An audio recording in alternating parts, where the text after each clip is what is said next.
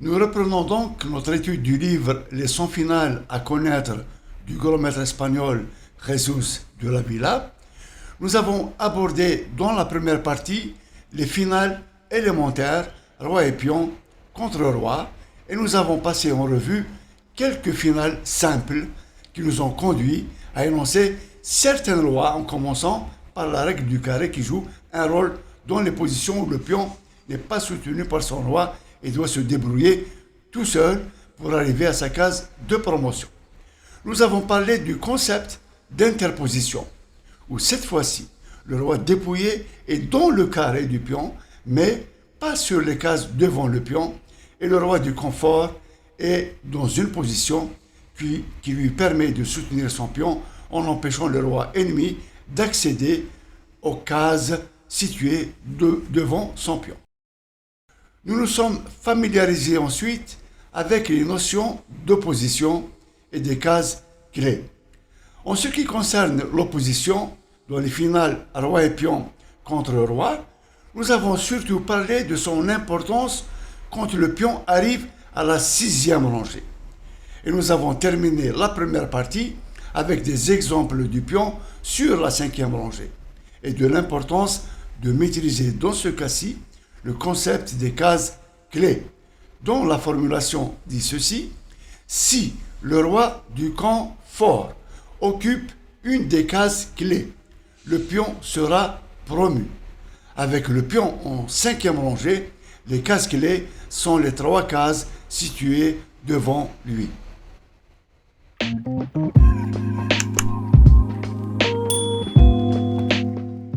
C'est ce qu'on va découvrir aussi dans cet exemple. Mais dans ce cas, il s'agit d'une position où nous sommes en présence d'un pion cavalier arrivé en 5e rangée. Nous avons déjà étudié le cas particulier du pion cavalier noir arrivé en 3e rangée. C'est la même chose pour un pion blanc en 6e rangée. Nous avons relevé la difficulté de promouvoir le pion quand celui-ci est proche de la bande. Une fois encore, le pion cavalier présente des difficultés supplémentaires, mais la règle des cases clés s'applique toujours. Il faut seulement faire un peu plus attention. Dans notre exemple, les blancs jouent roi G6. C'est le bon coup. Le roi doit passer de l'autre côté pour éviter les problèmes de patte. Voyons d'autres alternatives. Au lieu de roi G6, le coup à ne surtout pas jouer dans des positions similaires en présence d'un pion cavalier est la poussée du pion, ici en G6, ce qui conduit à une situation de patte. Alors, si les blancs dans cette position jouent roi F6, cela ne laisse pas échapper la victoire. Mais contre une défense correcte, les blancs devront revenir au point de départ. Si les noirs jouent roi H7, le roi blanc devra retourner sur la case F7 pour rétablir la position initiale. Et surtout, ne pas pousser le pion en G6. Cela conduit à la partie nulle, comme nous l'avons déjà vu dans la section pion cavalier à la 6e rangée. Reprenons depuis la position initiale. Nous avons joué roi G6, notre meilleur coup, pour passer de l'autre côté sur la colonne H, afin d'éviter tout problème de patte. Les noirs jouent roi G8, roi H6, roi H8. Avec le roi sur la colonne H, on peut avancer le pion en toute tranquillité. G6, roi G8, G7, roi F7, roi H7. Et les blancs gagnent.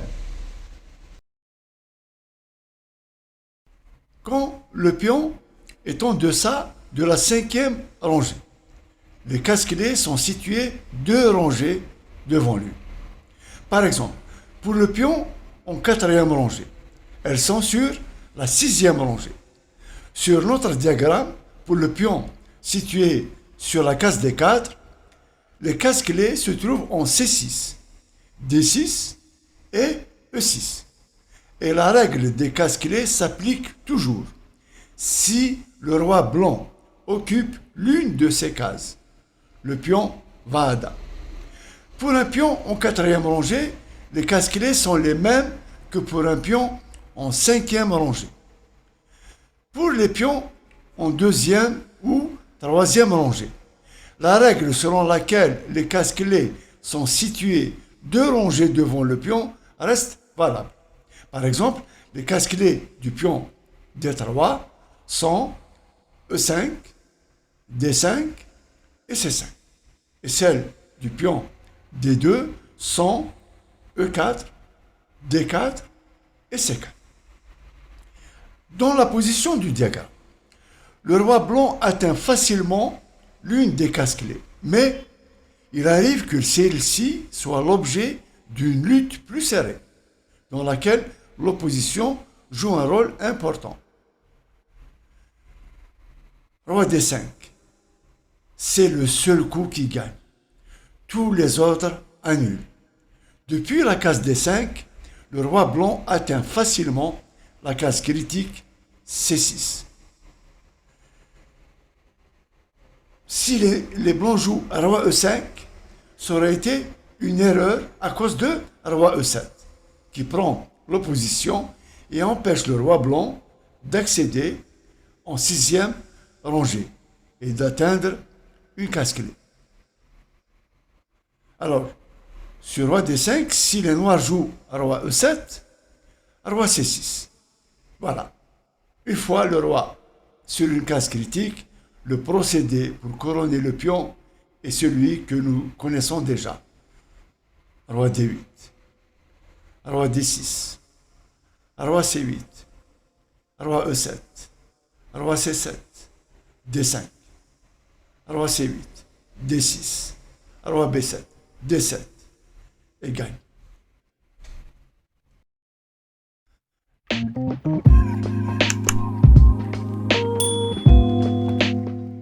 Un exercice simple et intéressant consiste à analyser ce qui serait passé si, dans la position de départ, le trait avait été en noir.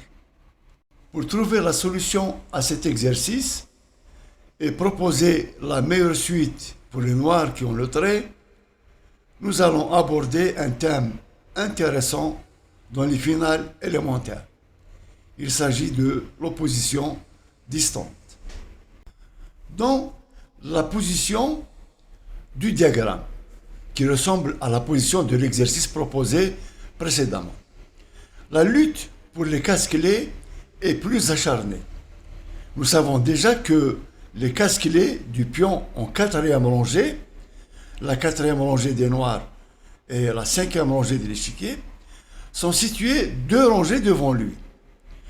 Dans ce cas, pour le pion noir en C5, les casse-clés se situent en B3, C3 et D3.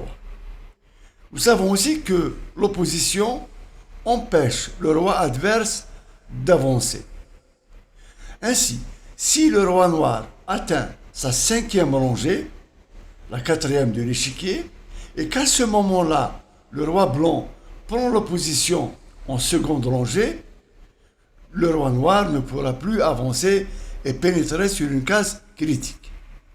Mais si c'est le roi blanc qui a le trait et qui avance maintenant en seconde rangée, alors les noirs prendront l'opposition. Comment s'en sortir dans cette situation? Comment est-ce que les blancs doivent s'y prendre pour éviter l'incursion du roi noir et son contrôle des casse-clés? Parfois, on y parvient grâce à ce que l'on appelle l'opposition à distance. Reprenons la position initiale de notre diagramme. Ici, Les blancs jouent et font nul. Roi B1. Quand les rois sont situés sur une même colonne, séparés par un nombre impair de cases, 3 ou 5, on dit qu'ils sont en opposition distante. C'est un moyen efficace de barrer la route à l'avance du roi adverse sur les cases clés. Dans notre exemple, le roi noir pourra avancer d'une rangée, mais pas davantage. Car quand il le fera, le roi blanc se placera devant lui, avec l'opposition directe. De cette manière, il empêche que le roi noir avance de 2 rangées et atteigne les cases clés. Les noirs jouent roi B4. En cas de roi C4, il suivrait roi C2, gardant toujours l'opposition et empêchant toute progression. Alors, sur roi B4, les blancs jouent roi B2. Prenons tout de suite l'opposition directe et évitons que le roi arrive aux cases clés. Sur roi C4, roi C2. Sur roi D4, roi D2. Sur C4, roi C2. C3, roi C1. Sur roi D3, roi D1. C2 échec, roi C1, roi C3, patte. Revenons donc à notre exercice. Les cases clés pour le roi blanc sont situées 2 rangées devant le pion, c'est-à-dire C6, D6 et E6. Dans cette position, c'est au tour des noirs de jouer, et ils font nul. Dans la section précédente, nous avons fait connaissance avec l'opposition distante, et nous avons assisté au blocage du roi adverse sur la rangée inférieure et son empêchement d'accéder aux cases clés. C'est ce qui se passe dans notre position. Si les noirs jouent le roi en E8 et se mettent sur la même colonne que le roi blanc, séparés de 3 cases. C'est l'opposition distante. La suite est toute simple. Sur roi E5, roi E7 et prend l'opposition simple. Et les noirs ne vont plus lâcher cette opposition même après roi D5 suit roi D7. Roi C5 suit roi C7. Si D5, alors roi D7. Sur roi D4, roi D6. Sur roi C4, roi D7. Sur roi C5, roi C7. Sur D6 échec, roi D7. Sur roi D6, roi D8. Sur roi E6, roi E8. D7 échec, roi D8. Roi D6 et la position est nulle pour raison de patte.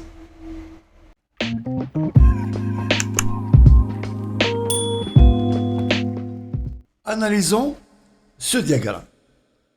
Rappelons que les cases clés du pion en 3e rangée sont celles situées 2 rangées devant lui. Donc, pour notre cas, le pion en B3, les cases clés sont F5, G5 et H5. Le roi blanc est donc déjà sur l'une d'entre elles et par conséquent, les blancs doivent gagner. Mais comment avancer encore malgré l'opposition du roi adverse? C'est précisément à cela que sert le temps de réserve d'un pion. Les blancs jouent G4. Comme les rois sont en opposition, le pion avance et cède le trait à l'adversaire. De la sorte, le roi atteindra au prochain coup une nouvelle case critique. Sur roi F7, roi H6. Et si les noirs jouaient roi H7, alors roi F6.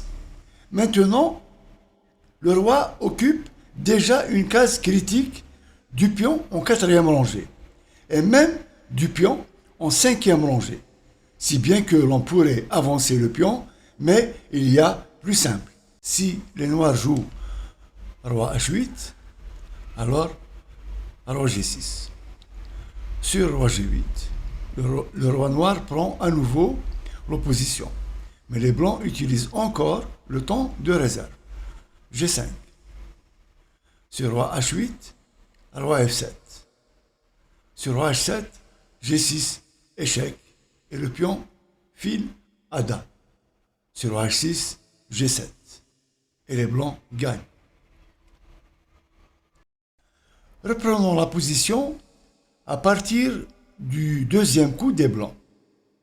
Roi F6. Si les noirs, au lieu de jouer roi H8, ils placent le roi en H6. Alors les blancs jouent G5 échec. Roi H7, roi F7. Roi H8.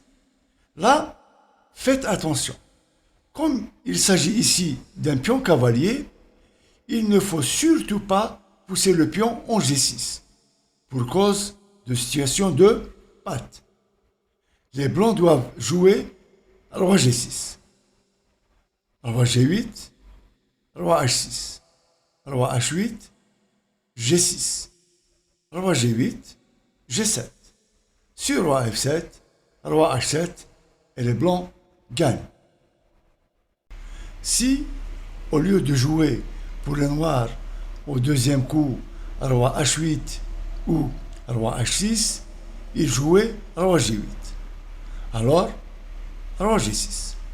Sur roi F8, roi H7 et la voie du pion est libre. Tout ce que nous avons dit jusqu'ici est valable pour tous les pions, hormis le pion tour, qu'il faut considérer séparément.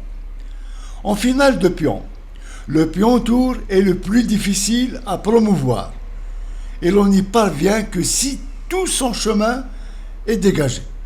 La raison en est qu'il y a un patte quand le pion arrive en septième rangée, soutenu par son roi, et que le roi adverse se trouve déjà sur la case de promotion ou qu'il ait accès à celle-ci. Cela rend caduques toutes les règles d'opposition et de cases clés que nous avons énoncées dans les finales précédentes. Dans ce diagramme, peu importe qui a le trait, la partie est nulle. Les blancs jouent roi H1. Les blancs perdent l'opposition, mais c'est sans importance car il y a patte de toute façon. H2, patte. En conclusion, avec un pion tour, si le roi de la défense peut se placer devant le pion, c'est parti nul. Bien que nous soyons en train d'analyser les finales avec un seul pion, nous ferons une exception avec ce diagramme pour illustrer à quel point il est difficile de couronner un pion tour. Ainsi, nous verrons que si le roi de la défense se place devant les pions, on ne peut pas gagner même avec 6 pions tour. Roi H1, roi F3, roi prend H2, roi G4, roi H1, roi G3, roi G1, H2, échec. Quoi d'autre?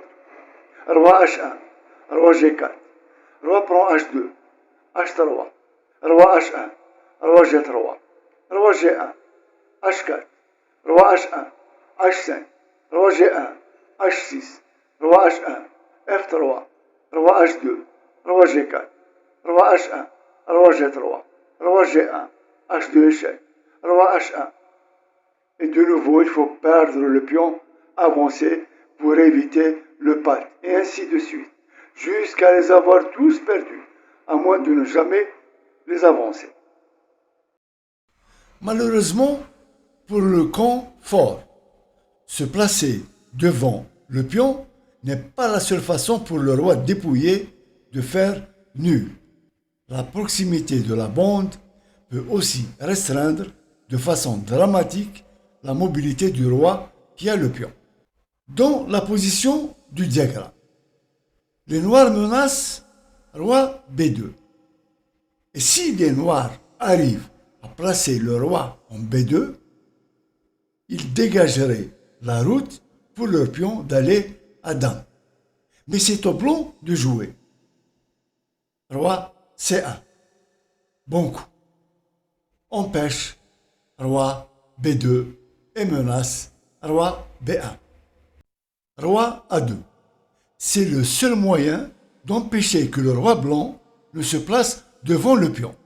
Mais après ce coup, le roi noir perd toute mobilité et il ne pourra pas laisser passer le pion. Si les noirs avaient joué A4, alors roi B1. A3, roi A1 conduit à la nulle que nous connaissons déjà. Maintenant, sur roi A2, les blancs jouent roi C2. Bon coup. Maintenant, les blancs ne laissent pas le roi noir sortir du coin. L'analyse est très simple. A4, roi C1, A3, roi C2, roi A1, roi C1. Et il n'y a rien à faire. Le roi ne peut pas partir. Et si le pion avance, c'est lui qui se retrouve patte. La chose est si claire que nous pourrions ajouter plusieurs pions doublés sur ce diagramme sans que les noirs puissent gagner. En conclusion, nous pouvons dire que pour faire nul contre un pion tour, soit il suffit de placer le roi devant lui, ou bien d'occuper une des deux premières cases de la colonne fou la plus proche. Ici, les cases C1 ou C2.